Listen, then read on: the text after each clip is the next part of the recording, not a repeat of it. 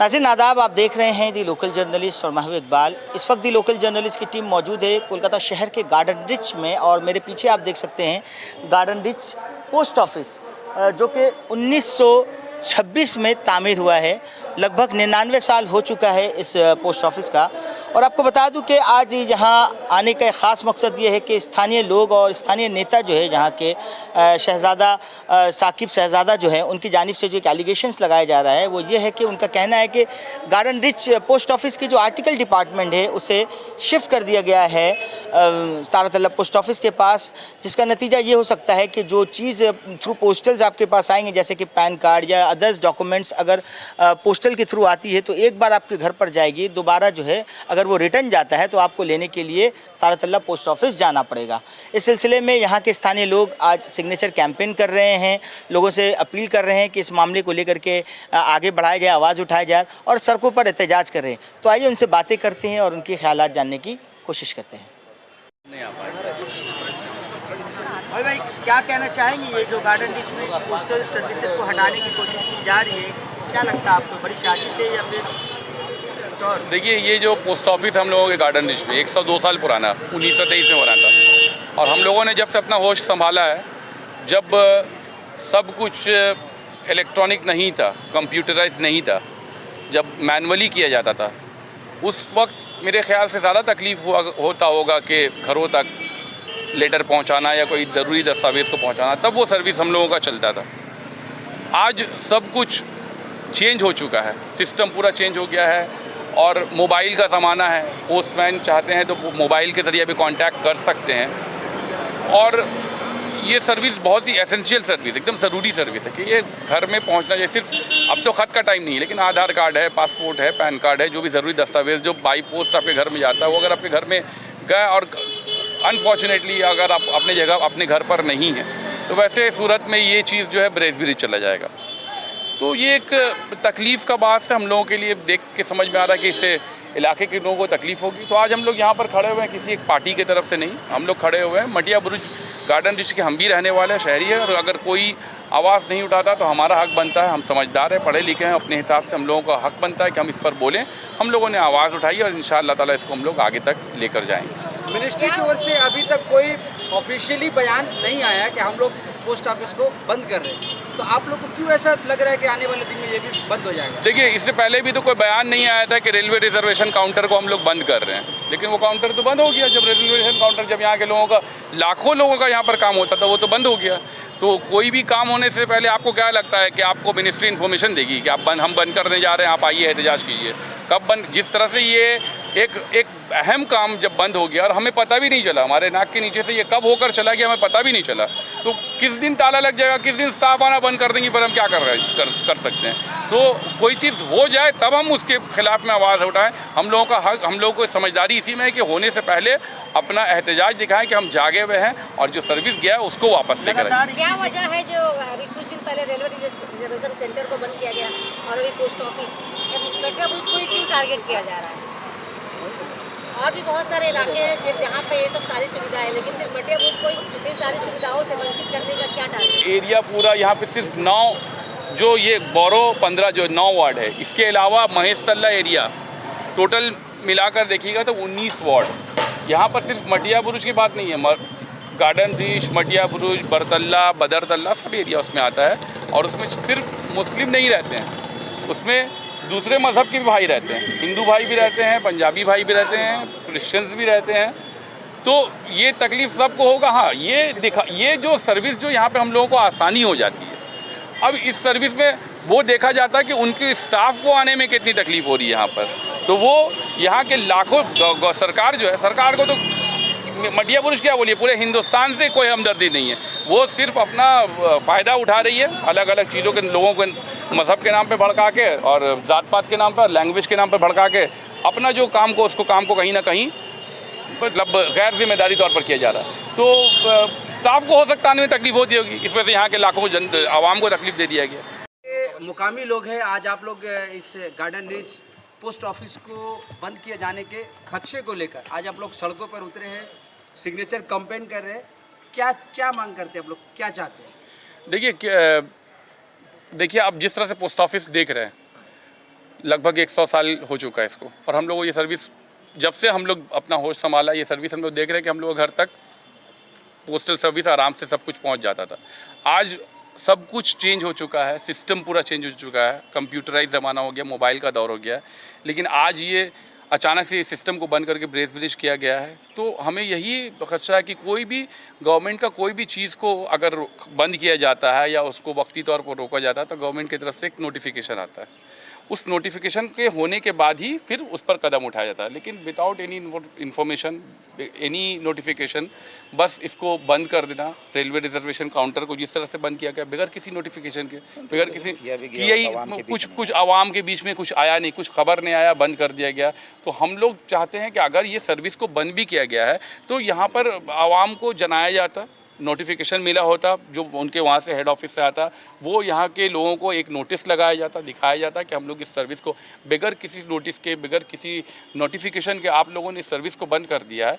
तो हम लोग इसके लिए आवाज़ उठा रहे हैं। आज ये हालत देखिए, यहाँ का पोस्ट ऑफिस सरकार के अंडर में चलता है, लेकिन सरकार का यहाँ पर कुछ भी यहाँ पर देखभाल नहीं है। आप दिखाइए किस तरह से क्या हालत हो रहा है इसका, बल्कि इस हालत को सुधारने के बजाय यहाँ के सर्विस को उठाकर वहाँ रख दिया गया है। तो बस हम लोग यही चाहते हैं कि हम लोगों के साथ ये हक तलफी ना हो, ये जो हम लोगों के पास ये सहूलत जो है, इस सहूलत को बंद नहीं किया जाए। इसके लिए हम लोग आवाज़ उठा रहे हैं। ये आवाज़ यहीं पर बंद नहीं होगी, ये शुरुआत हुई, हम लोग आगे तक जाएंगे। ऐसा मामला होता है तो गवर्नमेंट की तरफ से जो रिप्लाई आता है कि कॉस्ट कटिंग किया जा रहा है, कॉस्ट मेंटेन नहीं हो पा रहा है, ऐसी चीज़ों को लेकर के जो है ये सिचुएशन जो की जा रही है। लेकिन जब बिज़नेस की बात होती है, बैंक्स देख लें, करोड़ों का बिजनेस करती है, लेकिन इस इलाके को नेगेटिव कर देती है, लोन नहीं दिया जाता। हालांकि बड़े बड़े जगहों पर जो है लोन डिफ़ॉल्ट होता है, लेकिन उसके बावजूद भी उन सब इलाकों को नेगेटिव मार्किंग नहीं किया जाता। खिदरपुर कह लें, गार्डन रिच करें, 24, 23, इन सब पिन कोड को क्यों ऐसे कर दिया है? क्या लगता है कि जानबूझ करके ऐसे लोगों को पीछे रखने के, घेटों में रखने की कोशिश की जाती है? शादाब साहब, देखिए यही हमारी बदकिस्मती है कि हमारे साथ सब कुछ होते चला जाता है और हम रोते रह जाते हैं। यहाँ पे ज़रूरत तो ये बनता है कि हम तमाम लोगों को उठकर इसके खिलाफ आवाज़ उठाने की, हम लोगों को दिखाना, ये जो हम आज कर रहे हैं ये इसीलिए कर रहे हैं कि दिखा रहे हैं कि भाई आपने जो किया है, आपने यहाँ के लोगों को जनाया क्यों नहीं, आपने इस काम को बंद करने से पहले लोगों को आगाह क्यों नहीं किया, ठीक है ना। तो जिस तरह से अब जब जैसा कि आपने, हालांकि मौजूद दूसरा है, पोस्ट ऑफिस पर बात हो रही है, लेकिन क्योंकि बात आपने उठा दिया लोन के बारे में, तो ये तकलीफ़ हमें आज नहीं, हम जब से हम जवान हुए हैं तब से देखने को मिल रहा है कि लोन नहीं मिल सकता क्योंकि हम लोगों का नेगेटिव एरिया है। हालांकि डिफ़ॉल्ट तो बहुत जगह होते हैं, बड़े बड़े बिजनेसमैन भी डिफ़ॉल्ट होते हैं, लेकिन अब विजय माल्या से बड़ा डिफ़ॉल्टर कौन हो सकता है? मेहुल चौकसी से बड़ा डिफ़ॉल्टर कौन हो सकता है ना? अच्छा, अनिल अंबानी से बड़ा डिफ़ॉल्टर कौन हो सकता है? लेकिन उनको तो फिर दोबारा अनिल अंबानी को तो बल्कि और फंड दिया गया है कि आप अपना जो बाकी जो आपका बाकी है बकाया उसको क्लियर कीजिए, आप अपने आप को फिर से स्टैंड कीजिए। तो ये सिर्फ हक तलफी है, ख़ासकर माइनॉरिटीज़ के साथ हम बात नहीं करते। मेरा ये आदत ही, मेरी अंदर ये आदत ही नहीं कि मैं हिंदू मुसलमान वाली बात करूं। मेरे हिंदू बहुत सारे दोस्त हैं, अगर मेरे दोस्त देखेंगे तो उनको भी लगे कि मैं कभी हिंदू मुसलमान और कोई फ़र्क नहीं रखता हूं। सब हम लोग अल्लाह के बनाए बंदे हैं और दुनिया में बांटा गया, हिंदू मुसलमान सबको अलग अलग किया गया। लेकिन ये कुछ लोग माइनॉरिटीज़ को तकलीफ़ देकर चंद मेजॉरिटी फ्रेंड्स को मदद पहुँचाते हैं। अब जब ये हमारा हक रोकेंगे तभी ना अनिल अंबानी और विजय माल्या को फाइनेंस कर सकेंगे, तभी तो उनके जरिए माल घूम के सरकार में वापस आएगा। छोटी छोटी चीज़ों पर यूथ सड़कों पर आता है, लेकिन इतनी बड़ी चीज़ों पे जो बड़ी बड़ी बुनियादी चीज़ें रहती है उस पर देखा जाता है कहीं ना कहीं यूथ और आवाम जो इलाके के, क्योंकि लाखों की तादाद में आवाम है, वो लोग कभी इन सब मुद्दों पर सड़कों पर नहीं आते। क्या लगता है, अवेयरनेस की काफ़ी ज़्यादा ज़रूरत है या फिर वो आने से घबराते हैं इन सब चीज़ों? अब देखिए, ऐसा तो नहीं कि लोग आए नहीं, भारी तादाद में, हाँ भारी तादाद में आएंगे, वो भी आएंगे आहिस्ता आहिस्ता आहिस्ता आहिस्ता। हमारे हम लोगों के कौम की पुरानी आदत है कि जब मुसीबत ज़्यादा बढ़ जाता है तब हम लोग बाहर निकलते हैं, ठीक है ना। तो निकलेंगे, अभी आवाज़ एक है, फिर इंशाल्लाह इसी। साहब, ये जो गार्डन रिच का पोस्ट ऑफिस है जिसमें आप लोग को डर है कि शायद आने वाले दिनों में ये बंद हो जाएगा, ये किसी वार्ड का मसला नहीं है, ये पूरे गार्डन रिच मटिया बुरुज का मसला है। यहाँ पर कोई भी रूलिंग पार्टी के कोई भी नेता सामने नहीं आया है, आप सामने आए। क्या आप अपने आपको फिर से सुर्खियों में लाने के लिए आप ये काम कर रहे हैं या वाकई लोगों के मदद के लिए आप सामने आए? देखिए, बात पार्टी और किसी पॉलिटिशियन से मुंसलिक नहीं है। यहाँ पे ये आम शहरी हम लोग गार्डन रिच के हैं और ये हम लोगों का हक जा रहा है, ठीक है ना। तो अगर किसी को लगता है कि मैं अपने पॉलिटिकल सुर्खियों के लिए कर रहा हूँ तो वो उसका है, वो रख सकता है, वो अपने सोच को रख सकता है। लेकिन मेरा मकसद यही है कि ये जो हक हम लोगों से छीना गया, इस हक को हम लोगों को वापस चाहिए और हम सिर्फ गार्डन रिच के शहरी के नाते से यहाँ पर आए हैं। क्या इस आने वाले दिनों में इस मिनिस्ट्री चीज़ को के जो लेकर, इस अपर मसले जो को लेकर आप कहाँ ऑफिशियल तक है, जाएंगे? एक पोस्ट ऑफिस मिनिस्ट्री के जो अपर लेवल ऑफिशियल है, क्या उनसे भी आप लोग मिलेंगे इसको लेकर further? बिल्कुल मिलेंगे। मैं तो सरेआम माइक पर कह रहा हूँ कि ये जो दस्तखत करवा रही है अपने घर में रखने के लिए नहीं, यहाँ के पोस्ट ऑफिस के जो जोनल ऑफिसर हैं उनके पास भी जाएगा, सुपरिटेंडेंट के पास में जाएगा। ये मिनिस्ट्री ऑफ कम्युनिकेशन को भी पहुँचाने की कोशिश करेंगे और कोशिश करेंगे कि ये सर्विस दोबारा बहाल किया जाए। अभी आपने स्पीच में कहा था कि सड़क पे भी उतरेंगे और रास्ता भी जाम करेंगे इस मसले को लेकर, तो आने वाले दिनों में और क्या क्या आप लोग और मैंने पहले भी कहा कि शुरुआत हुई है, अभी तो बहुत कुछ करना है, क्योंकि जब किसी चीज़ को हाथ देंगे तो उसको कोशिश करेंगे इसको मुकम्मल किया जाए। तो इस पर कर रहे हैं, जैसा कि कलाम आवाम का कितना साथ मिलेगा? इंशाल्लाह आवाम साथ देगी और आवामी है, मेरे साथ में कोई पेड वर्कर नहीं है, आवामी है और सब आवाम ही मेरे साथ जुड़ रही है। तो मेयर साहब का है, फिराद हकीम साहब जी हाँ। कोलकाता के मेयर हैं जी। और मंत्री भी है वेस्ट बंगाल के, उनके पास ये इन्फॉर्मेशन आप लोगों की जानिब से जाएगी और इस मामले पर उनके तरफ से कुछ सपोर्ट आप लोगों को अब तक कुछ आश्वासन मिला? देखिए, मैं तो पहले ही मैं कह रहा हूँ कि मैं किसी पॉलिटिकल पार्टी की तरफ से नहीं खड़ा हुआ। रिप्रेजेंटेटिव हैं, बिल्कुल हैं, यहाँ के हैं और उसको हम लोग भी मानते हैं और उनको बहुत हम लोग चाहते हैं और हम चाहते हैं कि कोई भी चीज़ पॉलिटिकली टैग नहीं लगे जो हम आवाम के लिए कर रहे हैं। जहाँ तक बॉबी दा का सवाल है, बॉबी दा को जाहिर सी बात है हम उनके अंडर में काम करते हैं, वो जब जैसा हम लोगों से पॉलिटिकली जो काम लेते हैं हम लोग उनके लिए करते हैं पॉलिटिकली काम, तो उस हिसाब से बॉबी दा को इन्फॉर्मेशन बिल्कुल है इस बारे में और उम्मीद करते हैं कि उनका भी ताउन रहेगा हम लोगों के साथ में, क्योंकि वो एक अवामी नेता हैं और आवाम उनको चुनकर लाती है। तो जहाँ पर आवाम के हक़ की बात होगी तो वो हमसे पीछे नहीं रहेंगे। आज इस ये मूवमेंट उम्मीद का करते हैं। पहला दिन था, कई औरतों ने भी आके आपके मंच पे आके साइन किया, तो इससे कितना हौसला आप लोग का बुलंद हुआ मर्दों के साथ? बहुत हौसला। आप सिर्फ आप आज नहीं देखिए, मैं फेसबुक के ज़रिए मेरा पिछले 3-4 दिनों से ये चल रहा है। फेसबुक में आप मेरा पोस्ट को देखकर आइडिया लगा लीजिएगा कि क्या मर्द क्या औरत सभी एक साथ, क्या बच्चे सभी मिलकर इसको सपोर्ट कर रहे हैं। हो सकता है किसी वजह से पर्दा के वजह से या किसी वजह से काम में फंसे होने की वजह से औरतें ज़्यादा नहीं आ पाई हैं, लेकिन जितनी भी औरतें आई ये समझिए कि अनएक्सपेक्टेड है, ऐसा भी नहीं होता हम लोगों के यहाँ पे, लेकिन औरतें निकल कर आई हैं। इसी से आप अंदाज़ा लगा लीजिए कि इस प्रोग्राम को कितना सपोर्ट मिल रहा है। अच्छा, यहाँ के बहुत सारे लोग गार्डन रीच में सरकारी हॉस्पिटल का भी डिमांड कर रहे हैं, आप इससे कितना इत्तेफाक रखते हैं? देखिए, हम जब छोटे थे तब हम सरकारी हॉस्पिटल के बारे में देखते थे कि एक एनजीओ थी नागरिक परिषद, जिन्होंने सीपीएम के टाइम में आवाज़ उठाया था। मेरे ख्याल से 38-40 साल हो गया होगा उसको, तो तब से आवाज़ उठाया था। तो फिर हम लोगों को हॉस्पिटल एक मिला यहाँ पर, लेकिन अब यहाँ के नौजवानों को अगर लग रहा है कि हॉस्पिटल की ज़रूरत है तो वो लोग एनजीओ के तौर पर ज़्यादा मिलकर काम कर रहे हैं, लोगों से मिल रहे हैं, उनको ज़रूरत लग रहा है तो उनकी अपना एक ये भी हक है। हेल्थ, एजुकेशन, ये सब हमारा हक बनता है, हमारा बेसिक नीड्स है। तो अगर उनको लगता है कि ये चीज़ होना चाहिए तो वो अपनी गुहार को लगा रहे सरकार से। वो हमसे मुंसलिक नहीं है क्योंकि नॉन पॉलिटिकल है वो लोग, तो वो लोग कर रहे हैं। अब देखा जाए इसमें क्या कितना ज़रूरत है, अगर सरकार को ज़रूरत लगता है सरकार उसको आपको करेगी। लगता है कि ये मांग जस्टिफाइड है? देखिए, इतनी घनी आबादी है इस एरिया में, हाँ। एक नदियाल हॉस्पिटल और दूसरा एसएसके में, एक वहाँ तक जाते सर्विसेज नहीं है। देखिए, एक हॉस्पिटल तो बन ही रहा था यहाँ पर, 9 नंबर के पास में बन ही रहा था, किसी वजह से वो रुक गया है। तो अब इंटरनली क्या बात है वो मुझे सही से नहीं पता, लेकिन वो जगह भी अलॉट किया गया था, वहाँ पर कुछ फंड भी आया था, बनने वाला भी था। तो जाहिर सी बात है कि सरकार तो हॉस्पिटल दे ही रही थी, किसी वजह से अब हम लोगों के पास यहाँ पर जगह भी होना चाहिए। जगह अगर है, सही जगह है तो अपने बातों को सही जगह तक लेके जाएगा। सरकार को लगेगा कि हाँ ज़रूरत है, सरकार को पूरा करेगी। आप यहाँ की जनता से क्या अपील करेंगे? मैं बस ये अपील करूंगा कि ये जो एहतजाज है, ये सिर्फ मेरा, ये मूवमेंट जो सिर्फ मेरा अकेले का नहीं है, ये पूरे गार्डन रीच का है और सबको मिलकर यहाँ पर साथ देना चाहिए। और ये नहीं सोचना चाहिए कौन किससे जुड़ा हुआ है, कौन क्या करता है, किस पार्टी से मुंसलिक है। अभी पार्टी से बिल्कुल हट के बात करने की ज़रूरत है।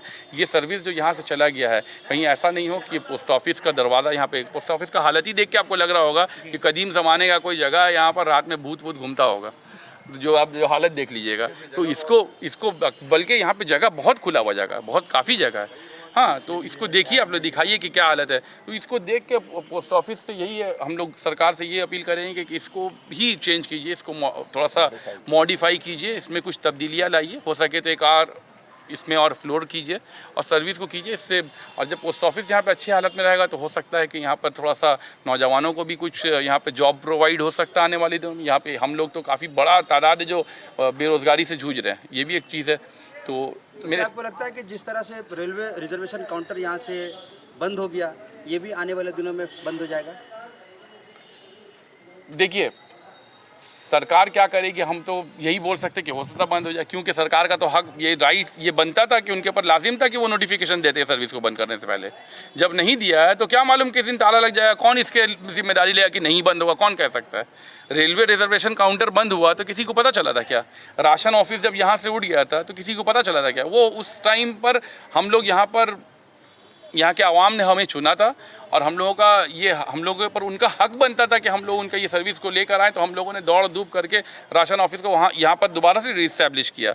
जबकि राशन ऑफिस जो यहाँ पर था पहले, यहाँ पर किसी ने ख़रीद लिया था, ख़रीद कर उसको अपना मार्केट बना लिया, तो उसको हम लोगों ने वापस लाया यहाँ पर। तो अब ये पोस्ट ऑफिस में साथ भी वैसा नहीं हो जाए, क्योंकि हमारे साथ 2 बार ऐसा हो चुका है, तीसरी बार हो जाएगा तो क्या हो जाएगा। तो इस होने से पहले हम लोगों को अपना अवेयरनेस यहाँ पे दिखाना है। Thank you. बहुत शुक्रिया। लोगों के नजरिया कलाम साहब, आप लोग जो इस मूवमेंट को लेकर उतरे हैं, कानूनी गार्डन लिस्ट में पोस्ट ऑफिस को बचाने को, इसके ताल्लुक से जो आप कहना चाहते हैं? देखिए, हम भी गार्डन रिच के ही रहने वाले हैं और सिर्फ यहाँ के आवाम का ही हक नहीं छीना जा रहा है, बल्कि मेरा भी हक छीना जा रहा है। तो एक हम सीनियर सिटीज़न होने के नाते हम अगर अपनी हक को नहीं बचा सकते हैं और अपनी हक को बचाने के लिए रोड पे नहीं आते हैं, तो ये मेरा हक नहीं बनता है कि हम आवाम से कहें कि आप अपने हक को बचा लो। तो सबसे पहली बात तो यह है कि मेरा हक मारा जाएगा और मेरे साथ साथ जो गार्डन रिच पोस्ट ऑफिस के टेरिटोरियल जुरिस्डिक्शन में रह रहे हैं उनका हक तलफी भी होगा। वकील साहब, एक मेरा सवाल है, क्योंकि यहाँ पे 1926 लिखा हुआ है और अभी 2025 चल रहा है, तो हो सकता है कि 99 साल का इनका लीज पूरा हो जाए। तो अगर ये इनके पास रीज़न है तो इन दैट केस आप लोगों का फिर क्या डिमांड होगा? देखिए, डिमांड की बात जहाँ तक है कि सबसे पहली बात तो यह है, कानून कहता है एक नेचुरल जस्टिस। नेचुरल जस्टिस कहता है कि जब आपसे कोई चीज़ लिया जाए तो आपको अपॉर्चुनिटी दिया जाए कि आपका कुछ अगर कहना है तो आप बताओ। This is fundamental right.